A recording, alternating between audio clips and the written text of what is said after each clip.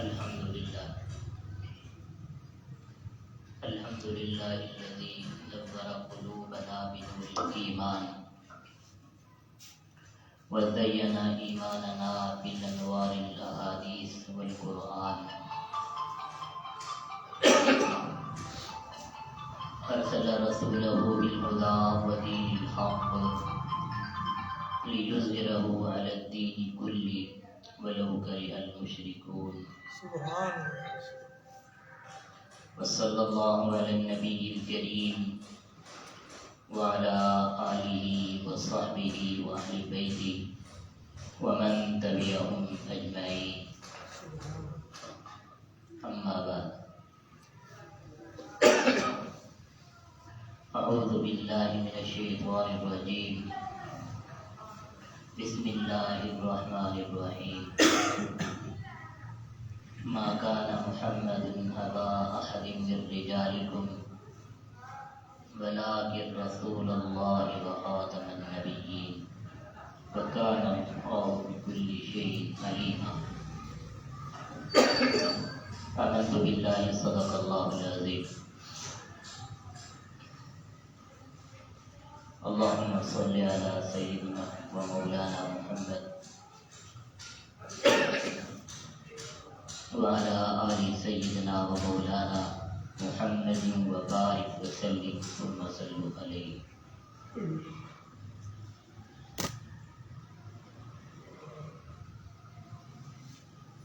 نبی پاک صلی اللہ تعالی علیہ وآلہ وسلم نے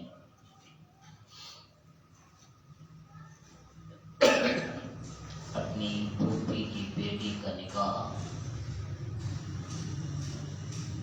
ایک ایسے مرد سے کر دیا جسے حضور نبی کریم صلی اللہ علیہ وسلم نے اپنا بیٹا بنایا ہوا تھا۔ نام تھا ان کا زید بن حارثہ۔ اصل میں یہ گھر سے اغوا ہوئے تھے، آگے غلام بن کر بک گئے۔ وہ بکتے بکاتے مکہ کی دھرتی پہ جب آئے تو اسے خریدا سیدہ خدیجہ الکبریٰ رضی اللہ تعالی عنہا نے۔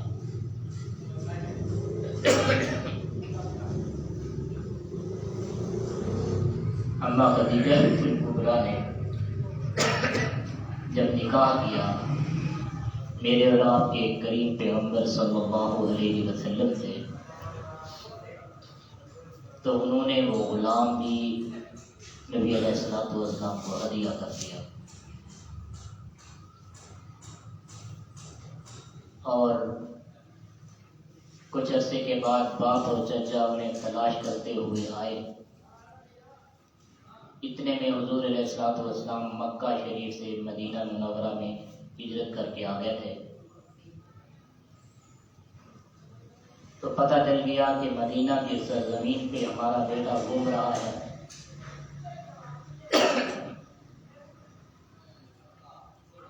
آ کر باپ نے منت کی، چچا نے ترغیب دی کہ بیٹا چل ہمارے پاس، لیکن اس بچے نے کہا ابا جان میں اپنے محبوب صلی اللہ علیہ وسلم کو چھوڑ کر جانے کو تیار نہیں۔ انہوں نے آ کر نبی علیہ السلام سے عرض کی کہ آقا یہ تمہارا غلام ہے، ہمارا بیٹا ہے، ہمارا بھتیجا ہے، ہم چاہتے ہیں کہ اسے اپنے پاس لے جائیں۔ اس کی امی رو رو کر آنکھیں دیے بیٹھی ہے، ہم تلاش کر کر کے ہڈیوں کو پگھلا چکے ہیں۔ تو حضور علیہ السلام نے پوچھا زید ان کے ساتھ جانا چاہتے ہو؟ تمہیں اختیار ہے، اجازت ہے، اگر جانا چاہو تو۔ حضرت زید کھڑے ہوئے اور ایک نظر اپنے باپ پہ اور ایک نظر اپنے چچا پہ ڈالی، پھر آ کر اپنے محبوب کا دامن پکڑ کر بیٹھ گئے، یا رسول اللہ میں یہی رہنا چاہتا ہوں۔ باپ نے کہا بیٹا ساری زندگی تو غلامی کے بسر کرنا چاہتا ہے، کیا تمہیں اپنا گھر پسند نہیں جہاں آپ تیرے رشتہ دار ہیں، دوست ساتھی ہیں؟ یہاں نہ کوئی رشتہ دار ہے، نہ دوست ہے، نہ ساتھی ہے، نہ تعلق والا ہے۔ اس نے کہا ابا جان میں سب کچھ پہچانتا ہوں، مگر میری محبت کا یہ تقاضا ہے کہ میں اللہ کے نبی کو چھوڑ کر جانا نہیں چاہتا۔ اس بات پہ پیغمبر صلی اللہ علیہ وسلم کو بہت پیار آیا۔ پیار اگرچہ پہلے بھی تھا لیکن پیار بڑھ گیا اس بات پہ۔ تو حضور علیہ الصلوۃ والسلام منبر پر تشریف لائے، عوام جمع ہوئی تو حضور نے فرمایا لوگوں آج کے بعد یہ زید بن حارثہ نہیں، یہ زید ابن محمد ہے، یہ میرا بیٹا ہے اور میں اس کا باپ۔ تب سے عرب میں مشہور ہو گیا کہ زید ابن محمد۔ اب جب آقا کریم نے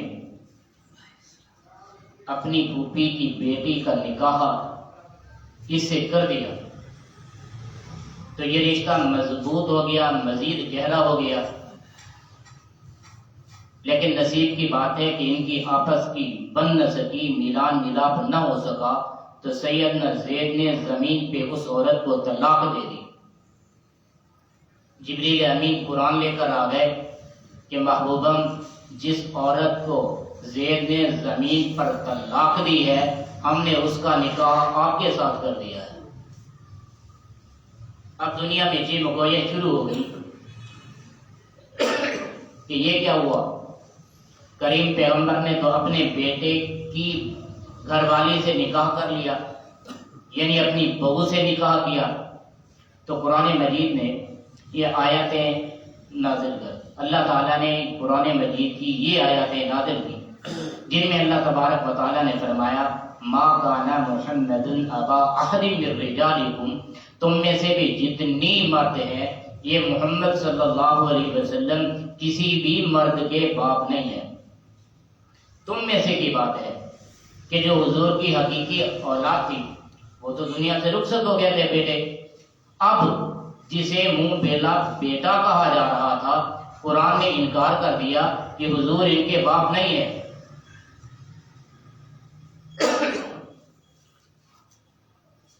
یعنی قیامت تک کے لیے ایک مسئلے کا حل ہونا تھا، تو اللہ رب العزت نے یہ آیت نازل کر کے مسئلہ حل کر دیا کہ آج کے بعد بیٹا وہی ہوگا جو باپ کے سلب سے جنم لے گا، ورنہ منہ بولے بیٹے کو وہ حیثیت حاصل نہیں ہوگی جو حقیقی بیٹے کی حیثیت ہے۔ سبحان اللہ۔ پہلے منہ بولے بیٹے کو بھی وراثت میں شامل کیا جاتا تھا، اس آیت کے بعد اللہ رب العزت نے منع کر دیا کہ آپ کی وراثت کا حقدار وہی ہے جو آپ کے سلب سے جنم لے چکا ہے، اور منہ بولے بیٹے کو آپ وراثت نہیں دے سکتے۔ ایک مسئلہ تو اس آیت میں یہ بیان کیا گیا کہ وہ منہ بولا بیٹا تھا، حقیقی بیٹا نہیں تھا۔ اب اس کی بیوی سے، اس کی بیوہ سے نکاح کرنا یہ جرم نہیں ہے، عار نہیں ہے، عیب نہیں ہے، بلکہ کریم پیغمبر کی شان ہے کہ وہ جس سے چاہے اور نکاح کا ارادہ فرمائے تو اللہ رب العزت ان سے نکاح کر دیتے ہیں۔ اگلی آیت میں اللہ رب العزت نے فرمایا وہ آپ مردوں میں سے کسی کے باپ نہیں ہے، البتہ ولاکن رسول اللہ ہے، وہ اللہ کے رسول، وخاتم النبیین، اور ان کا دوسرا درجہ یہ ہے، ایک درجہ یہ ہے کہ وہ اللہ کے رسول ہے جو پیغمبروں سے اعلیٰ درجے پہ ہے، اور ان رسولوں میں بھی یہ اور مقام ہے کہ خاتم النبیین ہے، ان کے بعد نبوت کا سلسلہ ختم کر دیا گیا۔ یہ وہ عظیم شخصیت ہے جن کے بعد کوئی نبی اور رسول نہیں آئے گا۔ یہ بیان کرنے کا قرآن مجید کا مقصد یہ ہے کہ یہ جو آپ کہتے ہیں نا بیٹے کی بیوی سے نکاح کر لیا، واضح کر دیا گیا کہ منہ بولے بیٹے کی وہ حیثیت نہیں ہوگی۔ اب آپ کہیں گے کہ یہ ہمارا تو معاشرہ ہے، قوم ہے، اور ہم نے تو یہ رواج بنا رکھا ہے، اتنے 100 سالوں سے ہمارا رواج ہے، ہم جسے بیٹا کہہ دیتے ہیں بس کہہ دیتے ہیں وہ بیٹا بن جاتا ہے۔ فرمایا نہیں، آج کے بعد یہ کہاوت آپ کی ہوگی، یہ مسئلہ آپ کا ہوگا، یہ قانون آپ کا ہوگا۔ آج کے بعد ہم آپ کے قانون کو تسلیم کرنے کے لیے تیار نہیں ہے۔ کامیابی اسی کاز میں ہوگی، مسئلہ وہی بیان کیا جائے گا اور سنت وہی بنے گی، قانون وہی بنے گا جسے اللہ کے نبی کریں گے یا کر کے دکھائیں گے یا پھر بتا کر کروائیں گے۔ سبحان اللہ، سبحان اللہ۔ تو سنت یہی بنی۔ یہ جو رسم و رواج تھے، قرآن نے باشگاف لفظوں میں کہہ دیا وَلَٰكِن رسول اللہ، یہ اللہ کے رسول ہے۔ آپ کی قومیت کی بات، آپ کی برادری کی بات تسلیم نہیں کی جائے گی۔ ہر حال میں تسلیم کرنے والی بات وہ ہے جو اللہ کے رسول کرتے ہیں یا کہتے ہیں۔ سبحان اللہ، سبحان اللہ۔ ساتھ میں فرمایا وَخَاتَمَ النَّبِيِّينَ، صرف رسول تھوڑے ہیں، یہ نبوت کے سلسلے کو ختم کرنے والے ہیں۔ اس جملے کا مطلب یہ تھا کہ ہم نے جو آپ کی رسم و رواجوں کا انکار کیا ہے، ہم نے جو آپ کے رسم و رواج کو توڑا ہے، اس کا مطلب یہ نہیں ہے کہ یہ رسم و رواج صرف اللہ کے رسول حضرت محمد صلی اللہ علیہ وسلم کی زندگی میں ختم ہو جائیں گے، بعد میں دوبارہ ہو سکتے ہیں۔ فرمایا نہیں، خاتم النبیین، ہم نے انہیں نبیوں کا ختم کرنے والا پیغامبر بنایا ہے کہ جب تک کوئی اور نبی نہیں آ سکتا اس وقت تک شریعت بھی اور نہیں آ سکتی، لہذا طے ہو گیا کہ یہ قیامت تک کے لیے آخری نبی ہوں گے، تو قیامت تک کے لیے ان کی شریعت بھی آخری شریعت ہوگی، نہ ان سے پہلے کسی رسم و رواج کی گنجائش ہے، نہ ان کے چلے جانے کے بعد کسی چیز کی گنجائش ہے۔ سبحان اللہ، سبحان اللہ۔ وہی کیا جائے گا جو اللہ کے رسول فرمائیں گے۔ نبی علیہ الصلوۃ والسلام نے فرمایا قیامت کے روز تمام انبیاء کرام کی امتیں موجود ہوں گی، مگر ان سب انبیاء کرام کی امتوں سے، یعنی اگر 1,24,000 پیغمبر رسول ہوئے کم و بیش، تو ان کی جتنی امتیں ہوں گی 1,24,000 انبیاء کی امتوں سے بڑھ کر فرمایا میری امت ہوگی۔ سبحان اللہ، سبحان اللہ، سبحان اللہ۔ آپ نے فرمایا اللہ تعالیٰ نے مجھے جوامع الکلم دیا ہے، یعنی ایسا کلام جس کے معنی کثیر بنتے ہوں، الفاظ تھوڑے بنتے ہوں۔ فرمایا وہ مجھے عطا کیا گیا، وَلَا فَخَرَ، مجھے اس پہ فخر نہیں ہے۔ آپ نے فرمایا کہ اللہ رب العزت نے میری نصرت روب کے ساتھ کی ہے، مگر اس پہ بھی مجھے فخر نہیں ہے۔ ہاں قیامت کے روز جب میری امت ان تمام امتوں سے زیادہ ہوگی، اور اس روز میں آ کر فخر کروں گا کہ ہاں میں اللہ کا آخری رسول ہوں اور یہ ساری میری امت ہے۔ سبحان اللہ، سبحان اللہ۔ نبی علیہ الصلوۃ والسلام نے فرمایا میری امت میں 50 بندے ایسے ہوں گے جو دجال ہوں گے، ان میں سے ہر دجال کاذب ہوگا اور ہر کاذب یہی کہے گا کہ میں اللہ کا رسول ہوں۔ فرمایا قطعاً نہیں، پکی بات یہ ہے میں اللہ کا رسول ہوں اور میرے بعد کوئی رسول نہیں آئے گا، میری یہ امت آخری امت ہے اور اس کے بعد بھی کوئی امت نہیں آئے گی۔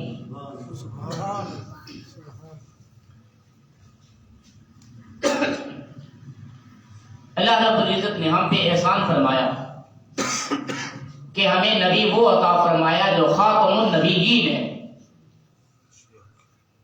اس پہ میں اگر بحث شروع کروں کہ خاتم نبوت کا ہمیں کیا فائدہ ہے، تو اس پہ ایک پوری ذخیرہ کتاب لکھی جا سکتی ہے۔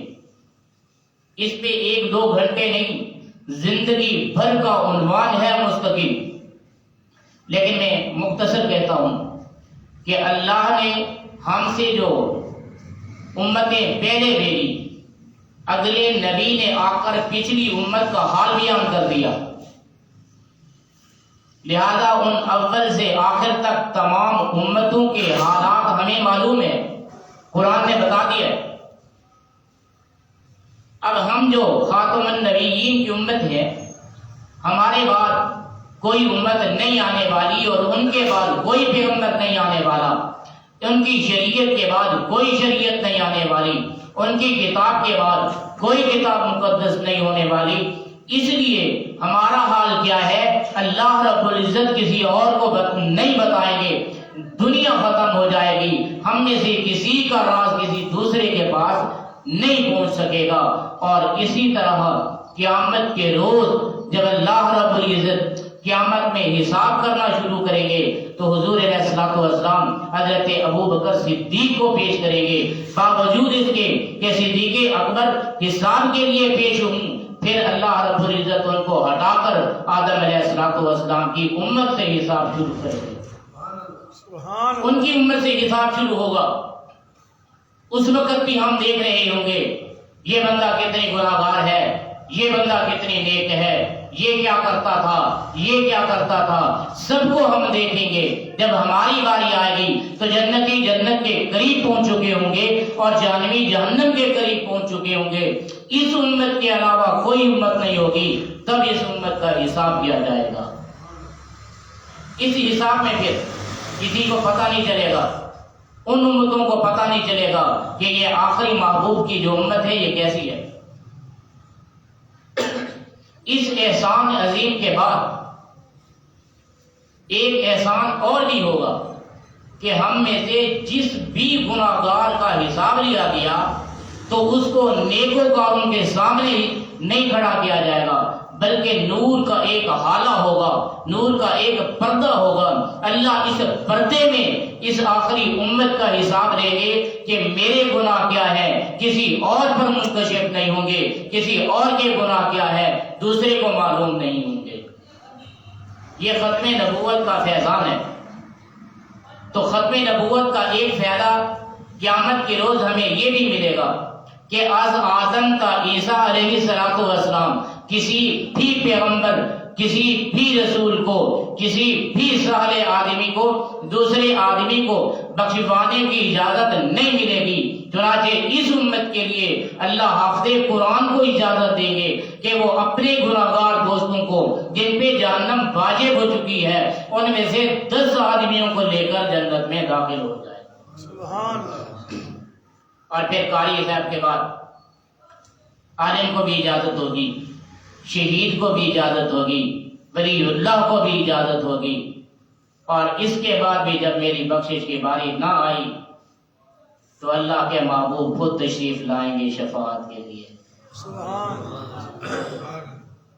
اللہ کے رسول خود تشریف لائیں گے شفاعت کے لیے۔ فرمایا قیامت کے روز سب سے بڑی شفاعت کرنے والا میں ہوں گا اور میرے بغیر کوئی اور اتنی بڑی شفاعت نہیں کر سکے گا۔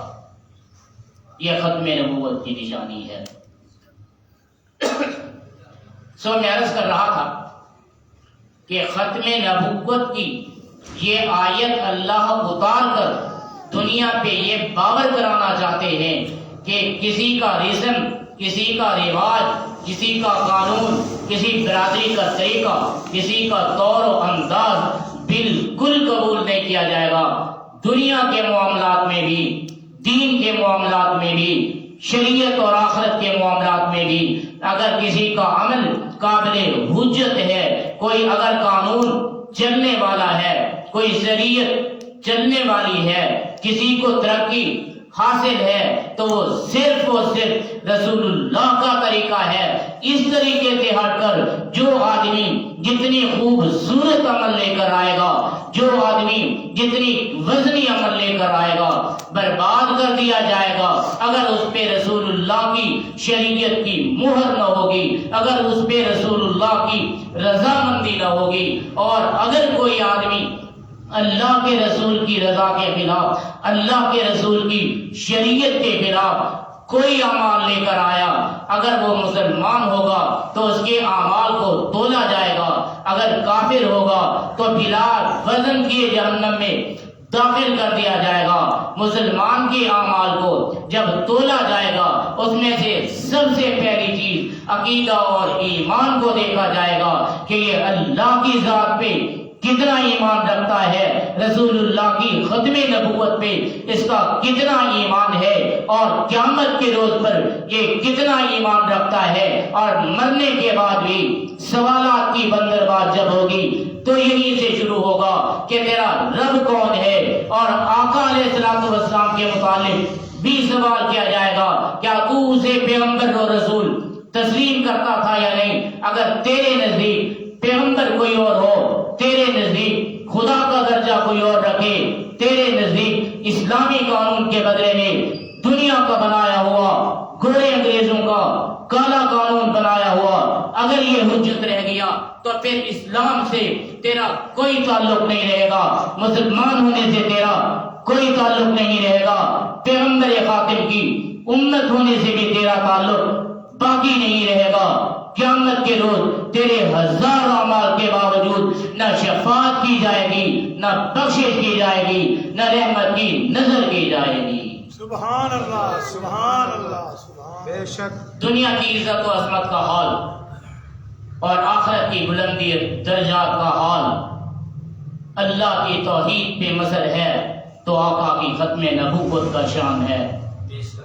اللہ کی توحید کا تذکرہ آقا علیہ الصلوۃ والسلام نے فرمایا, اور پھر آقا علیہ الصلوۃ والسلام وہ ہیں جن کے درجات کے تذکرے اللہ نے قرآن مجید میں کیے ہیں. سبحان اللہ. تو آج یہ باتیں کہنے کی ضرورت ہے اس لیے کہ ہمارے ہاں ہمارے ماحول میں ملک میں لوگ اللہ رب العزت کی گستاخی نہیں کرتے, اللہ رب العزت کا انکار نہیں کرتے, انکار کرتے ہیں تو ختم نبوت کا, اور گستاخی کرتے ہیں تو خاتم النبیین کی. انہیں لڑنے کے لیے کوئی اور بندہ نظر نہیں آتا, گستاخی کرنے کے لیے انہیں ملک کا کوئی حکمران یا امیر وڈیرا نظر نہیں آتا جو گستاخی کا یارہ رکھتے ہیں. میں سوال کرتا ہوں کہ انہیں گستاخی کرنے کے لیے صرف وہی ہستی نظر آتی ہے جو خاتم النبیین ہے, جن کے صدقے اللہ رب العزت نے ساری کائنات کو وجود میں دیا, اور جن کے صدقے اللہ نے ان کی بدعمالیوں کی سزا آخرت میں رکھی. دنیا میں کسی بھی بدعمال آدمی کا نہ چہرہ بگڑتا ہے, نہ پتھر برستے ہیں, نہ زمین لرزتی ہے, نہ آسمان سے آگ آتی ہے, نہ فرشتہ چیخ مارتا ہے. وجہ یہ ہے کہ اللہ نے محبوب کی دعاؤں کو سنبھال کے رکھا ہوا ہے. تو ظالمو تم جو زندہ ہو, گستاخو تم اگر موجود ہو, تمہاری موجودگی کا سبب بھی میرے پیغمبر کی دعائیں ہیں, میرے پیغمبر کی عظمت ہے, میرے پیغمبر کی ختم نبوت ہے. اگر میرے پیغمبر اسلام کے بعد کوئی اور نبی آیا ہوتا تو پھر پیغمبر کی دعائیں موقوف ہو چکی ہوتی اور تمہارے اعمال کا بدلہ تمہیں ابھی سے ملنا شروع ہو گیا ہوتا. اور اللہ رب العزت کا یہ احسان ہے, آج تمہیں 1,24,000 کم و بیش انبیاء اور رسول کی قبروں کا پتہ نہیں ہے سوائے چند ایک انبیاء کے علاوہ. تمہیں پورے انبیاء کرام کی قبروں کی لسٹ آج ملنے والی نہیں ہے. تو اللہ نے فضل فرمایا, میرے محبوب صلی اللہ علیہ وآلہ وسلم کی مرکز مبارک کو محفوظ رکھا ہے. یہ برکت مبارک بھی امت پہ عذاب آنے کو روکنے کا سبب باقی ہے. جب تک پیغمبر علیہ الصلوۃ والسلام زمین کے اوپر رہ گئے اجتماعی عذاب نہیں آیا, اور جب تک پیغمبر کی قبر اگر زمین پہ باقی رہے گی تب تک اجتماعی عذاب امت پہ نہیں آئے گا. اللہ رب العزت ہماری حاضری کو قبول اور مقبول فرما لے. اللہ ہمیں ختم نبوت پہ, عقیدے پہ مستقیم رہنے اور اس پہ کام کرنے کی توفیق عطا فرمائے. حضرت علامہ انور شاہ کشمیری رحمت اللہ علیہ فرمایا کرتے تھے, کہ اس دور کا سب سے بڑا فتنہ فتنہ دجالیت، فتنہ قادیانیت ہے، جو اللہ کے پیغمبر کے بعد اس کانے دجال کو نبی اور رسول مانتے ہیں۔ کبھی کہتے ہیں مسیح ہے، کبھی کہتے ہیں احمد ہے، کبھی کہتے ہیں محمد ہے، کبھی کہتے ہیں مہدی ہے۔ جتنی بھی یہ بکواسیں کرتے ہیں، پیغمبر علیہ الصلوۃ والسلام کی ختم نبوت پہ آنچ نہیں آ سکتی، ان کے درجات پہ کمی نہیں آ سکتی۔ جتنی بھی یہ حضرہ سرائی میں بڑھیں گے، لعنت ان پہ برسے گی اور ان کے ماننے والے پہ برسے گی۔ حضرت انور شاہ کشمیری رحمۃ اللہ علیہ نے فرمایا، آج کے اس عظیم فتنے، بڑے فتنے کے خلاف جو آدمی 1 گھنٹہ کام کرے گا، یعنی فتنہ قادیانیت کے رد میں کسی قادیانی کو سمجھانے کے لیے یا کسی مسلمان کو سمجھانے کے لیے کسی بھی آدمی نے 1 گھنٹہ کام کیا تو کشمیری فرماتے تھے، میں دعویٰ کرتا ہوں اس پہ، میں وعدہ کرتا ہوں اس پہ کہ اللہ کے رسول اس کا ہاتھ پکڑ کر قیامت میں جنت میں لے جائیں گے۔